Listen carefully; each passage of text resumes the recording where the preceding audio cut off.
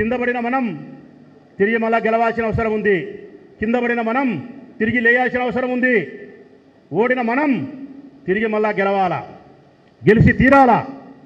ఎక్కడైతే మనకు ఓటమి రుచి చూపించిందో, ఎక్కడైతే మన గౌరవానికి భంగం కలిగిందో అక్కడ తిరిగి మళ్ళా మన గౌరవాన్ని అందుకోవాల్సిందే. మనకెవరైతే మన ప్రత్యర్థులు ఏమైతే ఇచ్చినారో దానికి వడ్డీతో సహా తిరిగి ఇచ్చి తీరాల్సిన అవసరం ఉంది. మనం గెలవాలి అంటే ఆ బలాన్ని మనం పెంచుకోవాల్సిన అవసరం ఉంది. ఉండబడిన బలానికి మరింత బలాన్ని తోడు చేయాలా.